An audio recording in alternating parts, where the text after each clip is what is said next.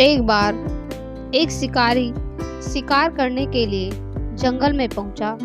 उसने अपने तीर पर बहुत ही खतरनाक जहर लगाया और शिकार को निशाना बनाकर उसने तीर को छोड़ा, लेकिन उसका तीर चूक गया और तीर एक पेड़ पर जाकर लगा। वह पेड़ बहुत ही हरा भरा और बहुत सारे तोते उस पेड़ पर रहते थे।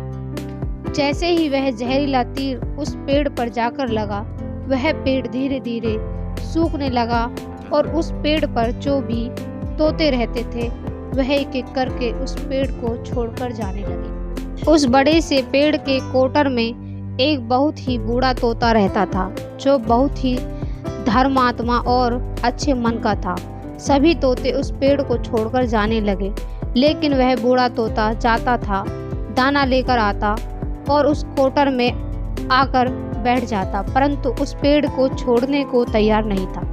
बूढ़े तोते के साथियों ने कई बार आकर उसे समझाया कि यह पेड़ सूख रहा है और किसी दिन गिर भी जाएगा, चलो किसी और पेड़ पर चलकर रहा जाए, परंतु वह बूढ़ा तोता वहां से जाने को तैयार नहीं हो रहा था। अब यह बात देवराज इंद्र तक पहुंची। उन्हें बताया गया कि एक तोता है, वह जिस पेड़ पर रहता है उस पेड़ पर एक जहरीला तीर लगने के कारण सूखने, गिरने और खत्म होने के कागर पर आ पहुंचा है, और एक बूढ़ा तोता अभी भी वहीं पर रह रहा है। वह दाना लेकर आता है और वहीं पर रहता है। जब उस जंगल में बहुत सारे पेड़ हैं, लेकिन वह उसी पेड़ पर रह रहा है। देवराज इंद्र प्रकट हुए और उस बूढ़े तोते से कहने लगे कि आप बहुत धर्मात्मा हैं, बहुत ही अच्छे मन के हैं, लेकिन आप इस पेड़ को छोड़कर किसी और पेड़ पर चले जाइए, क्योंकि यह पेड़ कुछ ही दिनों में गिर जाएगा।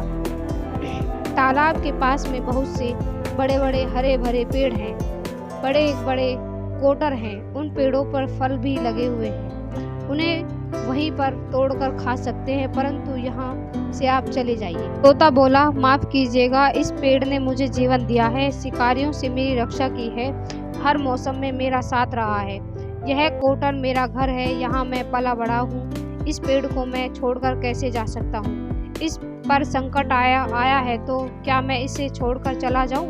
मैं ऐसा कभी नहीं कर सकता। देवराज इंद्र तोते के इस बात से बहुत ही प्रसन्न हुए। उन्होंने तोते से कहा, मैं आपके इस बात से बहुत ही खुश हूँ, मांगो जो आपको मांगना हो।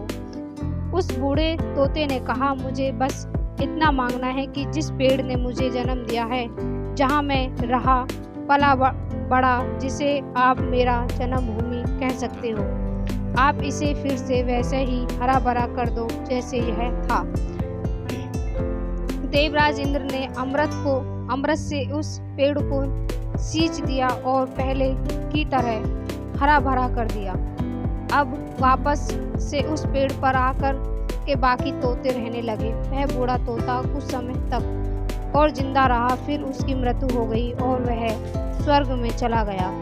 यह कहानी हमें यह सिखाती है ये कि जब भी किसी इंसान का बुरा दौर आता है तो इमोशनली वह टूटा हुआ होता है, उसे किसी के सहारे की ज़रूरत होती है, किसी की आवश्यकता होती है। अगर आप ऐसे समय में उसे छोड़कर चले जाएंगे, उससे बात नहीं करेंगे, मुंह मोड़ लेंगे, तो आपसे बुरा कोई नहीं है, क्योंकि आप किसी के सुख का साथी बने या ना बने, लेकिन आपको हमेशा किसी के दुख का साथी जरूर बनना चाहिए।